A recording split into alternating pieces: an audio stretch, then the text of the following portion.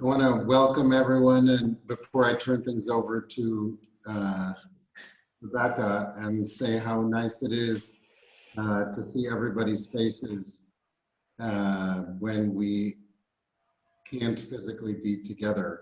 But we have a terrific lineup for this fall's symposium session, the balance that we kind of always strive for. So one of our visiting teaching professors, Roy Peled, who will speak today, and has invited a colleague of his to join him. Daniela Kaufer, a Berkeley faculty member, who will be talking about her work reversing aging as a Berkeley Ben-Gurion University partnership. Will be the second speaker. A little out of the usual in that her work will touch on the import of Israel-Berkeley collaborations and talk about some of the ways that that works out, but she'll also share with us her super exciting work. And finally, bringing some scholars from the outside, Ayelet Harel Shalev and Gili Vardi, who are going to speak at November's session on Israeli women in combat. So thanks for being here to head the year off, and I'll turn things over to Rebecca. Right. And that flyer with the save the dates we've been circulating, I'll continue to circulate it. I want to take a moment to flag some of our other events that are coming up that are for faculty and students and community. We also have an occasional workshop in Jewish law, thought, and identity, sometimes once a semester, and we'll have Professor Samuel Levine from Toro Law Center to be talking about the biblical Joseph reseen through the lens of autism. He was supposed to give his talk last semester, and it's been postponed, and now will be virtual on October 21st. We also have our next public event. We've actually already had 2 public events in the beginning of September, and I'll flag that those are both now recordings on our website, thanks to Maya. We have those recordings up. One was for a Katzman festival in Jerusalem's Machne Yehuda called Meet Me in the Market, and you can watch that recording. And we also have Israel and the Great Powers, the Case of China, which was with Ron Hassner and Ehud Iran, and that recording is also now up. And our next public event is with David Horowitz, the founding editor of Times of Israel, and he'll be in conversation with the J editor, Sue Fishkoff, and that will be November 18th.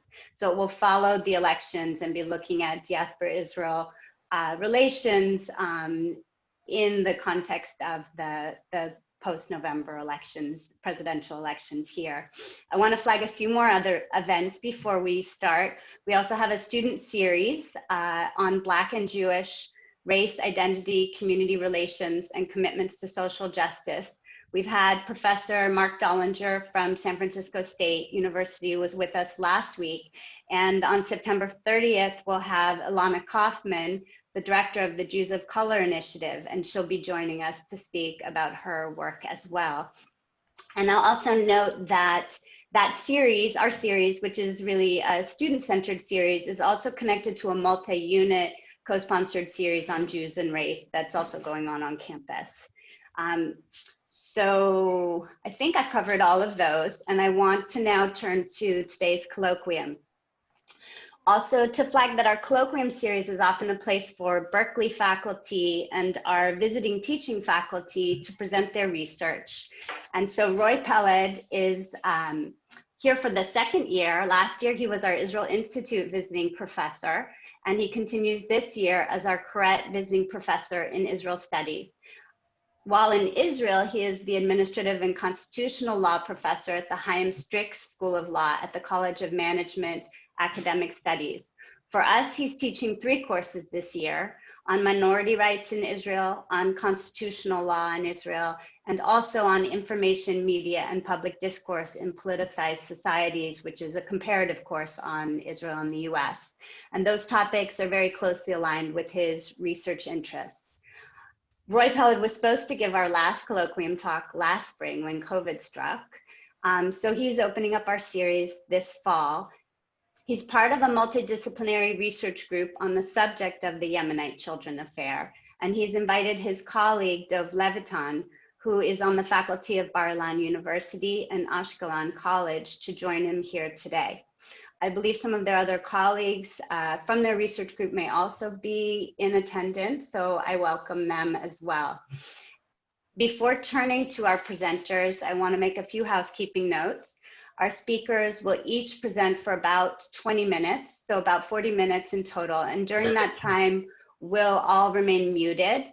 And then we'll turn to the Q&A portion of the talk, which I'm happy to moderate. And I will be looking for your questions either with a hand raise or with the virtual hand raise, or to unmute yourself and ask a question when it's quiet. I would just ask that when you're not asking a question to please stay muted so that we can avoid the extra noise. So with no further ado, I welcome Roy and Dov to begin our presentation today. Maybe I'll say a word, Dov, Sure. just a few minutes. So I'll say more about my interest in the field later, but I'm not a historian, and we're talking about a historical affair, and which I don't know is very much in the discourse in Israel. I don't know as much in the US. So in consultation with Rebecca, we thought it'd be good to give a historical presentation, and there is no one in Israel or probably, well, for sure anywhere in the world is knowledgeable historically about this as Dr. Dov Levitan, who, and he'll correct me if I'm wrong, began his interest in the field not solely from the academic point of view, but was an activist in the public committee for the children of Yemen some, allow me to say, almost 40 years ago or 30-something years ago, and later began writing on it historically through his research as an activist. So if you look in the archives and you see papers from the mid-1980s, you see the Public Committee for the Yemenite Children, an NGO, asking people to send all their documentation to Dov Levitan, who will look at it and try to help them. And here we are with Mr. Levitan, who's today the head of the Interdisciplinary program in Ashkelon College. And I'll let's have him start with the historical presentation. So it's to you, Dov. Okay, thank you, and good evening here in Israel. It's about 10:40, and I thank you for the invitation to speak. On May 14th, 1948, the State of Israel was proclaimed, and the proclamation was succeeded immediately by two major events. The first of it was the War of Independence with 5 Arabic states, and simultaneous, exactly at the same time, the mass immigration to Israel started. Now, the war lasted for about 8 months, but the mass immigration kept on for a number of years. Now, it's such a big event that it's hard to understand, but if we do remember that the Jewish population of Israel in 1948 was about 630,000 people of Jews. In less than 3 years, the population was doubled, and in about 10 years, the growth was 3 times. So we had to understand the importance, the significance of the mass immigration has been almost a question for Israel of to continue to develop and to be a state. Now, when I say that the mass immigration started immediately after that the state was proclaimed, we speak first of all about Jews who came from Europe, Holocaust survivors and others. But as a matter of fact, very close, already in the end of 1948, it will say about 7-8 months after the state had been established, the exodus of, should we call them, the Oriental Jews, the Jews from the Arab countries, from the Muslim countries, began. And the very first one to come were the Yemenite Jewry.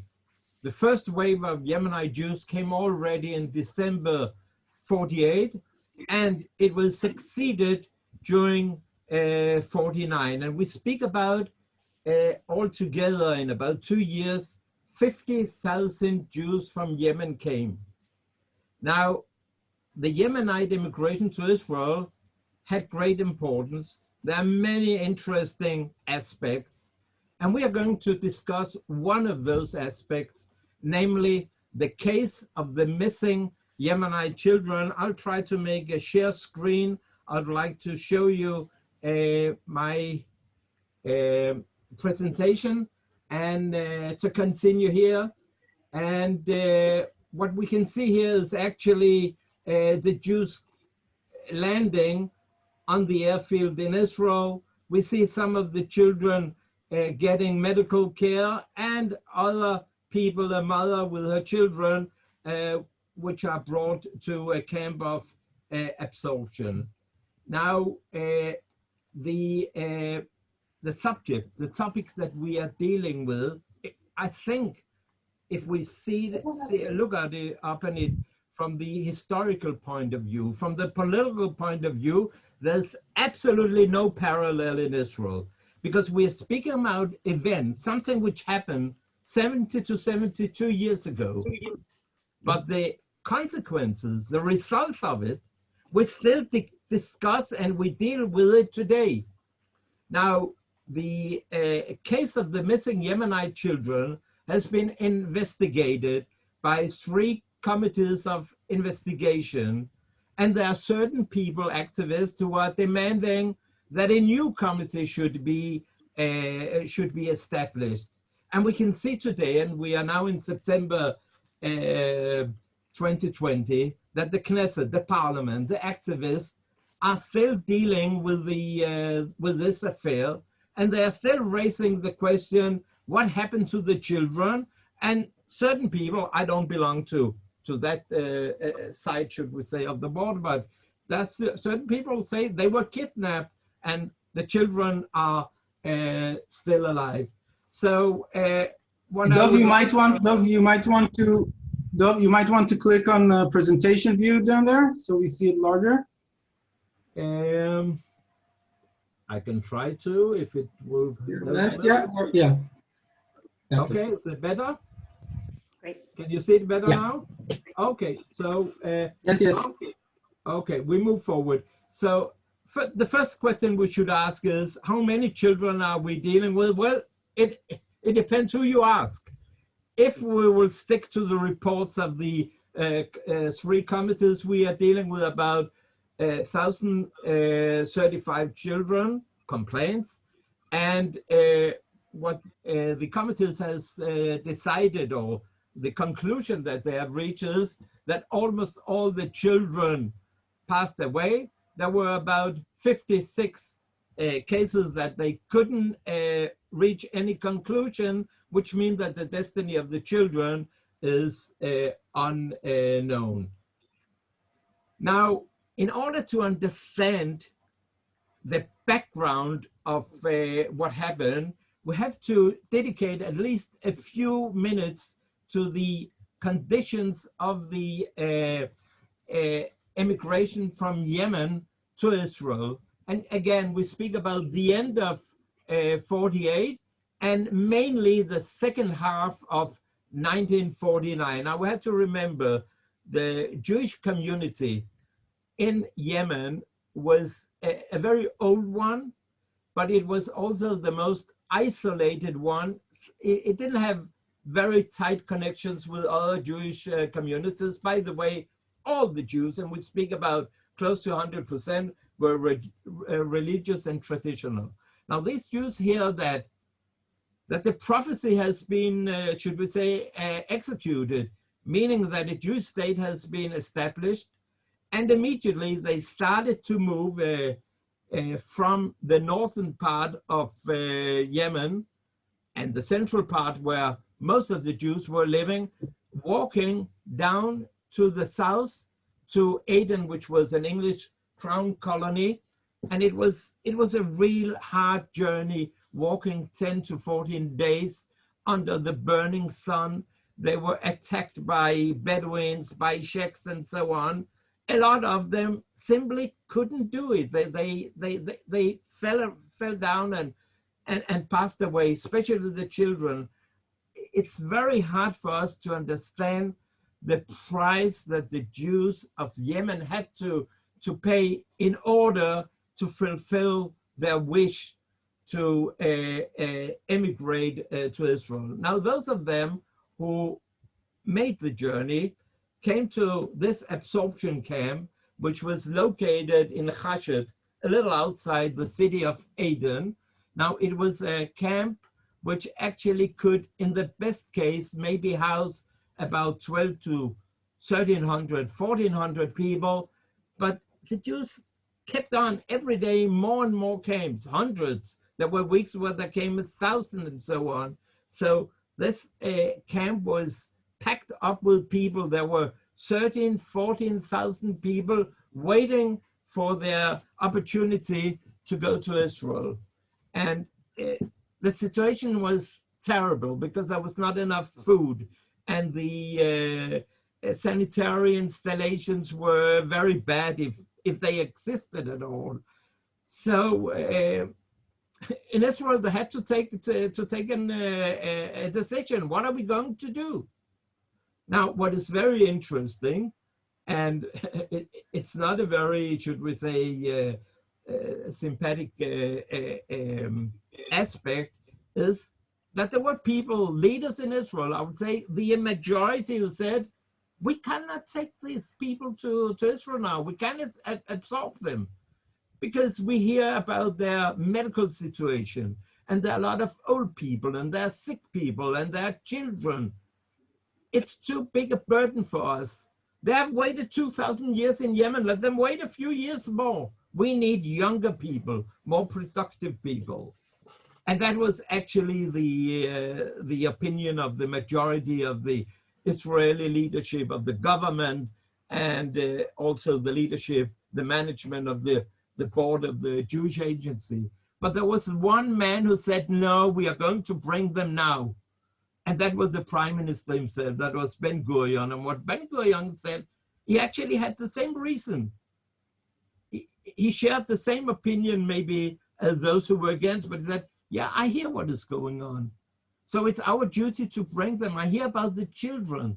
The children are dying like flies. Those are the words of Ben Gurion. Now, in order a little to give you maybe a little broader horizon though, what's going on, I'm married to a Yemenite girl, Yemenite lady, you may call it. My mother-in-law, she's not alive anymore, gave birth to 10 children. 4 children passed away. By the way, that was the average in Yemen. Almost every second child would not reach the age of 12. 40% of the percentage of the infants, of the babies, would die in their first year. So 4 of the brothers and sisters of my wife passed away in Yemen, 2 in Yemen, inside Yemen. By the way, that it was the same situation, medical situation, or the situation of health within the Jewish community as it was in the Muslim community. But my wife had also 2 brothers she never saw because she was born after them, who died on the Aliyah, on the immigration to Israel. And this is not any exceptional case. Those were, should we say, the realities of those days. Now, what we can see here in the presentation is the Yemenite Jews boarding the aeroplane. They were brought to Israel by about 450 flights. By the way, it's the first time in their life, not only that they fly, but that they see an aeroplane. And you can see here on the lower picture, they are sitting in the aircraft. And for them, again, this was the execution of the divine promise of God, and I should bring you on eagle wings to the Holy Land, as it's written in the second book of Moses. I want you to understand the cultural shock that those Jews had to experience. Now, they arrived in Israel, and again, the Yemenites were about the very first to come to Israel. So the situation of housing was the worst that you can imagine. They were hosted or led into temporary absorption camps, mainly 4 big camps. It was camps which could provide only tent, and every 2 family would have to share a tent. Now you have to remember, in the summer in Israel, it's very, very hot. So it's not very comfortable to live in a tent. And on the other hand, in the winter, we speak about the 2 most or hardest winters Israel have had for the last 100 years. That is 49 to 50 and 50 to 51, where it was snowing all over Israel, and that's something exceptional. So what happened is that the tent simply collapsed, and it was one big mess. Now, due to the fact that those who were most sensitive, those who came in the worst medical situation were the children, the idea was, and it was called out, was to isolate, or should we say to disconnect the children from the parents.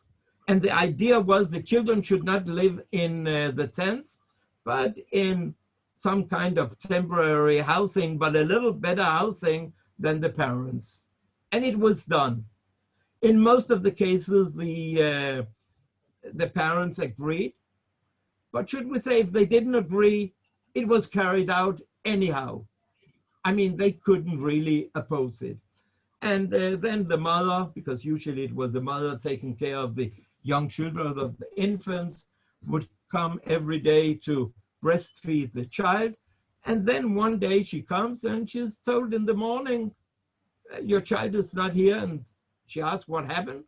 The child has passed away during the night, or has been transferred to a hospital, and later on they were told that the children had passed away.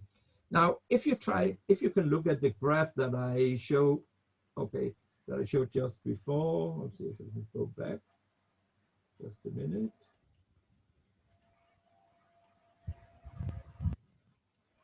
Yeah, if you can see the graph I'm showing here, actually 2 graphs. This is a correlation on one hand between the immigration of the Yemenites to Israel. And if we look here at the lower graph, you can see that in 1949, we have got the climax of the immigration to Israel.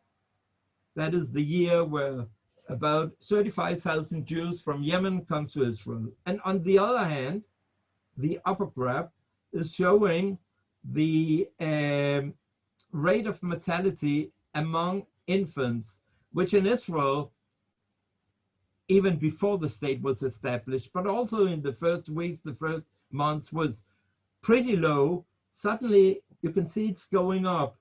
And the peak here, when it's reached the highest point, is more or less parallel to the peak of the Yemenite immigration, which means there's really a correlation between the mass immigration from Yemen in 1949 on one hand, and the rate of the rate of mortality on the other hand. Okay, I'll just move a little forward. Now, there was certain problems regarding the reports and the registration of all the Yemenites, but especially the children. So, now, yes? I'm just giving you a couple-minute warning so that you're aware of the time. Yeah, how long time have I got to just say 5 minutes? 3. 5. 3. Okay, so safely. I'll move forward. I'll say one of the problems was that the children, when they passed away, it was not always reported, not always registered. And what happened is that children who was supposed to have passed away, and they passed away, they would have a file in the Ministry of Interior, and the file would still exist.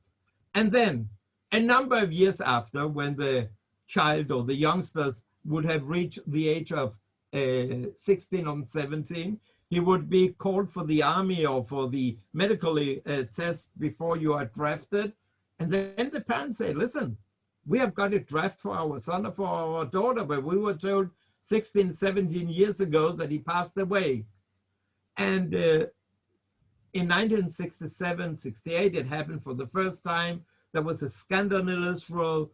The first committee of investigation was established, but it reached actually the conclusion, as also the later two commissions, that the major part, most of the children have passed away. And again, there are about 56 that we do not know what happened, what their destiny was. At the same time, in 1967, one of the papers in Israel, a weekly, very well known in Israel, published an article claiming that those Yemenite children were alive, and most of them were smuggled out, kidnapped, smuggled out to America, adopted by Jewish families in America who paid about $5,000 per child. Now, later on, it has been investigated, and it's quite clear that it's a myth. But the myth which was brought up in 67, is so strong that there are a lot of people, and I don't speak about few people, I speak about activists, I speak about the social media, I speak about members of the Parliament of Israel who do still believe in it. It was succeeded, these allegations, by a book published in Israel, Genocide in the Holy Land, and later on by a very extreme activist in Israel called Uzi Meshulam in 1994. I just mentioned these, should we say, points to show you we are moving up through the years, but the myth that the children are alive still exists. The last two documents I want to show you is documents on one hand showing the investigation of agents, Israeli agents in USA in 1967, and later on 68, and later on also in 1998. All of them have reached the same conclusion, that no Yemenite child has been kidnapped or adopted in America. Well, I tried here within the very short time I had to my disposal to give you the historical and, should we say, the social and political background of the case of the missing Yemenite children. What I would like once more to underline is the fact that it's unbelievable. There's no precedent in the Israeli history to a case, to an affair which took place 70 to 72 years ago, and we are still dealing with it today.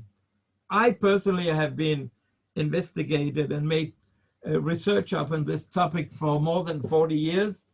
I have no doubt that almost all the children passed away.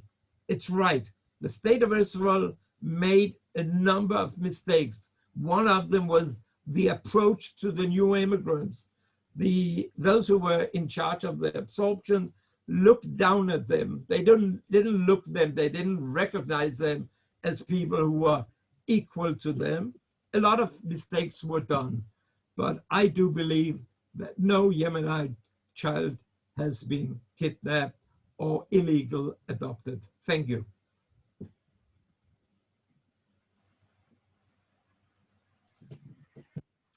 Shall I take it from here, Rebecca? Yes, thank you so much. Yes, Roy, jump right in. Okay. Thank you, Dov. And you can stay with us, right, in spite of the late hour for the Q&As later? Okay, thank you. Please do. Okay, so I will share my screen now.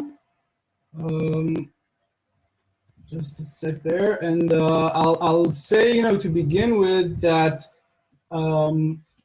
I start where Dov ended, right? So as Dov told us, there were several inquiry commissions that reached all the same conclusion.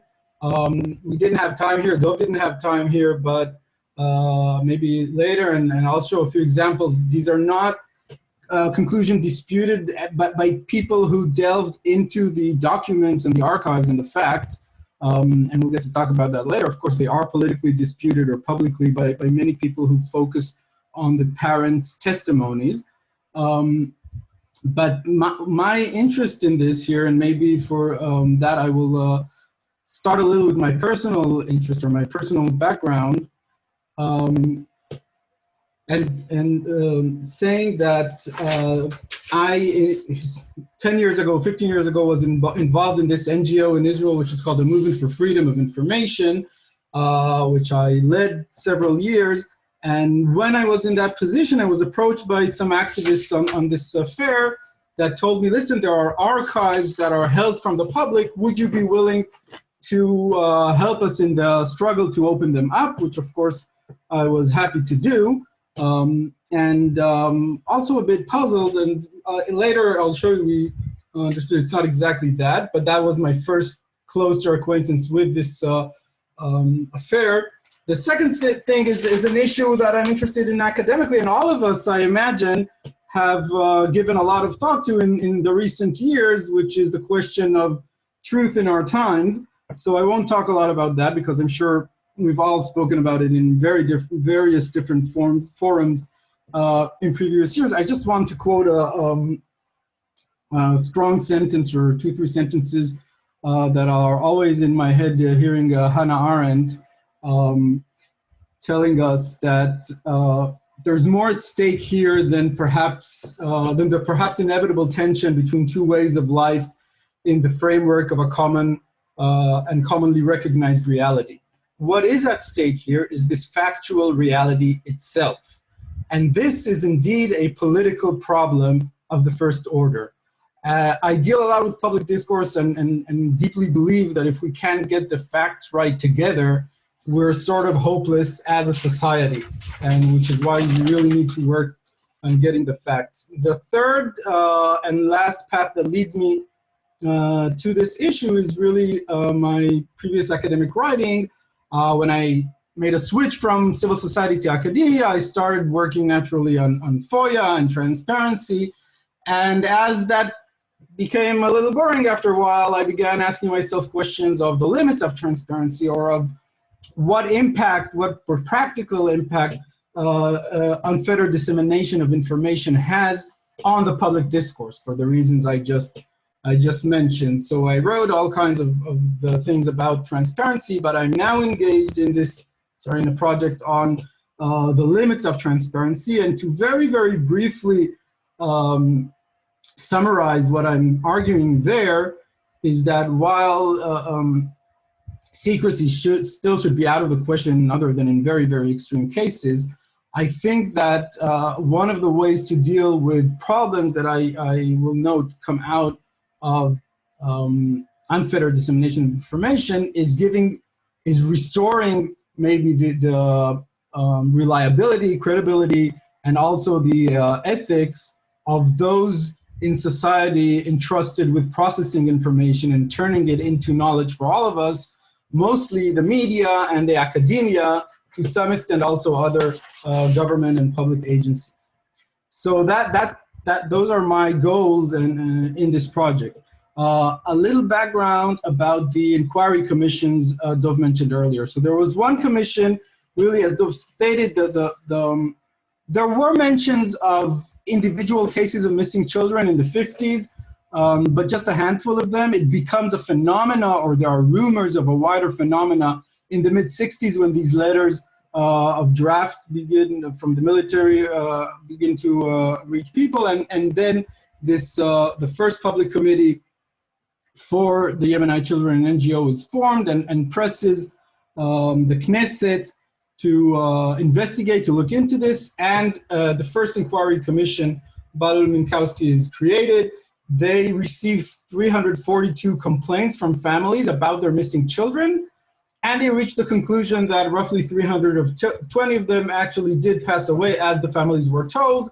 And they found documentation for that, and they couldn't conclude what happened with 20 of the children. They didn't find the documentation.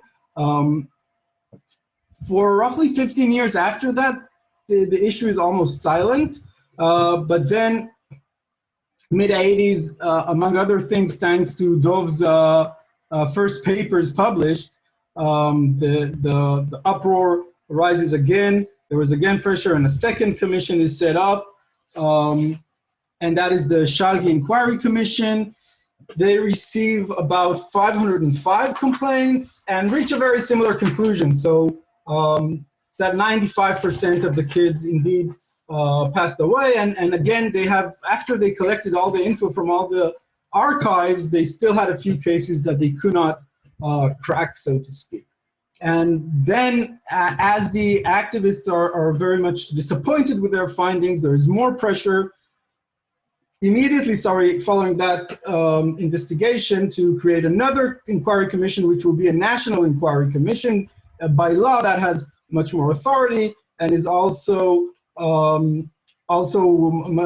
headed normally by a judge, in this case, first by a district judge, and then he was replaced by a Supreme Court justice for medical reasons of his. I'll also mention that 3 years ago, there was another parliamentary commission created. I'll mention that later. Anyhow, for our purposes, it's important to know that once each of these commissions finish to work, it moves all of its archival material, all of its documents to the state archive.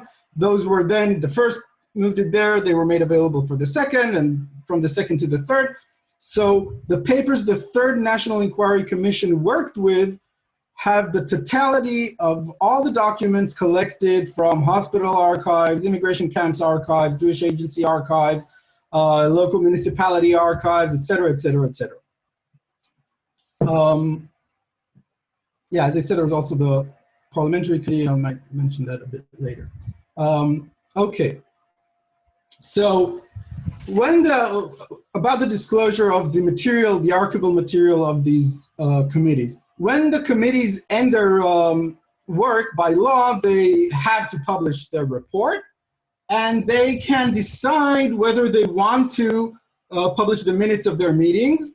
In this case, they decided, the government decided actually, that all the minutes of the meetings will become public, and that all the papers regarding specific individuals, so the way the archival material is organized is that they have 1,053 personal files of the investigation about each of the complaints they received. There's 1,053 in the last one. All these will be available for immediate family of the missing children, parents, brothers, etc. Mostly parents and brothers. I have to say, nevertheless, and I asked the state archivist about this, very few families came in along the years to look at these files. A few tens, he says, out of the 1,053 kids that the committee looked into their cases. In 2016, again, following this campaign, which I mentioned earlier also approached me, the government decides to open up all the materials. I'll say maybe a word about how that happened a bit later. And in December 16, everything is made available online, 3,500 boxes with 10,000 documents with over 1 million pages. Everything is scanned and made available online, with only the exemption of adoption files, which by law are only the adoptee can see. In this case, there were made exemptions for family too, but not the public at large, and some medical information of people still alive, and I think also 1.5 testimonies by people from the Shabak regarding Shabak, which basically said they didn't find anything in their archives that has to do with this. Just to show you, and Dov mentioned how big an affair this was, on the day the website was launched, Netanyahu himself had a press conference, which I don't think he ever had, with the state archivist that you can see standing by him. Let me just show you this. It's just a few seconds. Oop.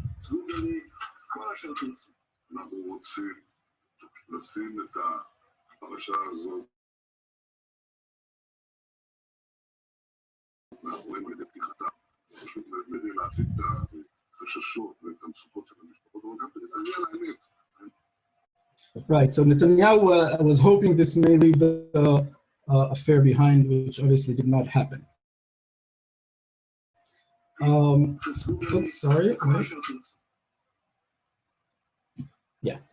Okay, so I mentioned earlier, I wanted to look at what impact making all this information available had, if any, on the public discourse. Did it make it more evidence-based, more factual?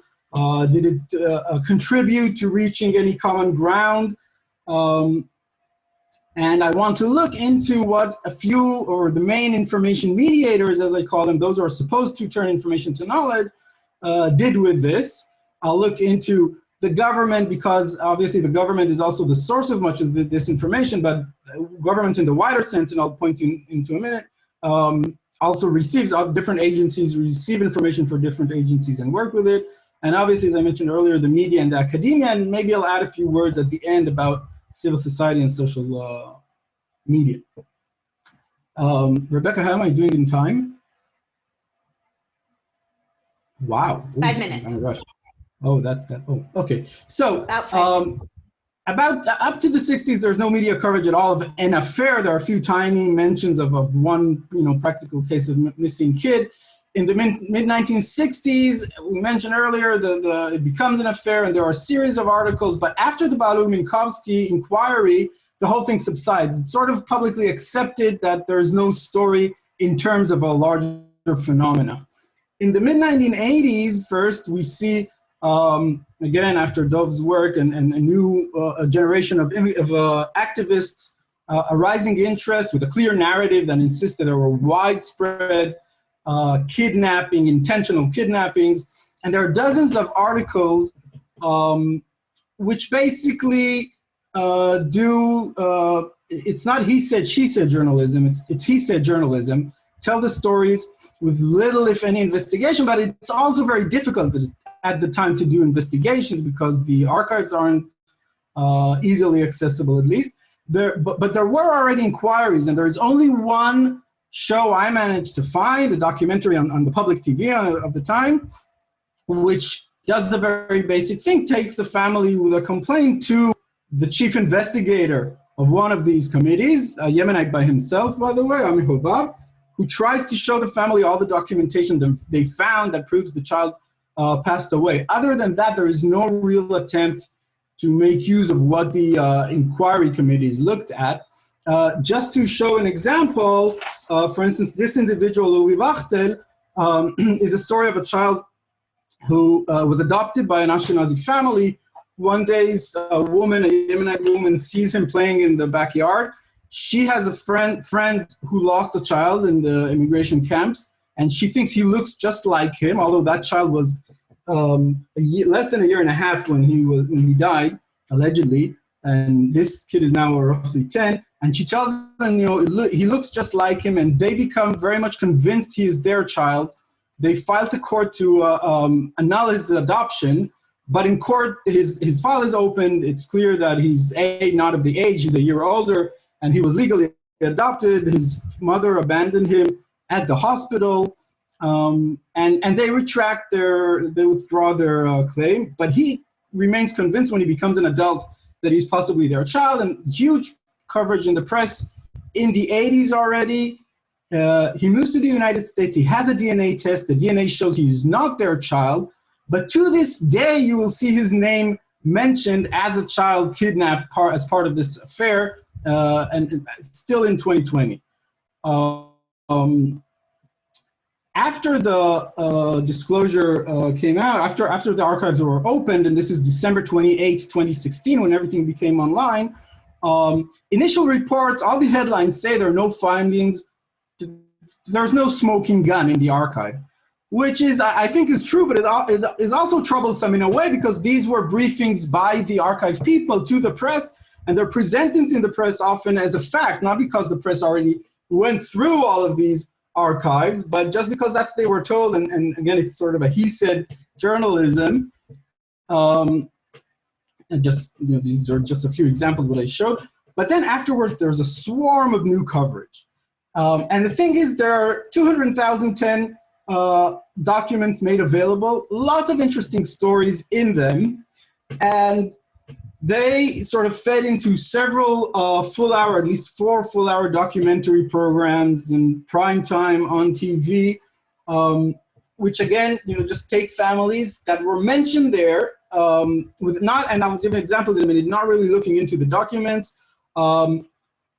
Lots of news stories from families that never approached any of the 3 inquiry commissions, never asked why they didn't go to any of these committees, and if asked, rarely, yeah, we had no trust. It's already, many of these are kids telling about their parents. And I'll give an examples of misleading or simply false interpretations of the documents. Sorry. For instance, 2 examples of how the media handled the information. So one child by the name of Rafael Mishan was mentioned in 1 hour-long program on TV, part of a longer series, but this part was for this affair. And his family shows there, and okay, his family shows up there and says he was taken from a family, and they said he died, but he was healthy, blah, blah, blah. And no reference, no attempt of the media to look into the information. But if you go to the archives online, you can find the kid's death report, the burial diary from the cemetery of that day, the letter from Heva Kadisha to the cemetery. And if you go there, actually, one of our colleagues did that, you can find his grave with his name, with a sign with his name there. And the media just didn't look at the documents. Another case which is important to mention is this very subtle front page of Israel's most widely distributed newspaper, exposing the horrible medical experiments in the Yemenite children. Again, this is an absolute misrepresentation of the documents. They took pictures from what is normal procedures at the time. If you follow enlarged organs of kids, that was what you see here was the normal practice to mark them on the body, and any medical book will show that, with letters about actual cases in which kids were given experimental medication in the way, but by fully medical considerations, nothing else worked, and doctors right, we try this, and 4 kids died, and we have no idea why, and they try, and they ask, they send letters to all kinds of colleagues trying to look to it, to investigate it. I'm wrapping it up. So yeah, I'll just say a few words about these because we can't go into it. I just say this was followed by a huge a wave of politicians becoming very vehemently involved. Just to show you one example, this is also a few minutes, a Knesset member in the parliamentary committee who shortly afterwards became the justice minister accuses the state of murder.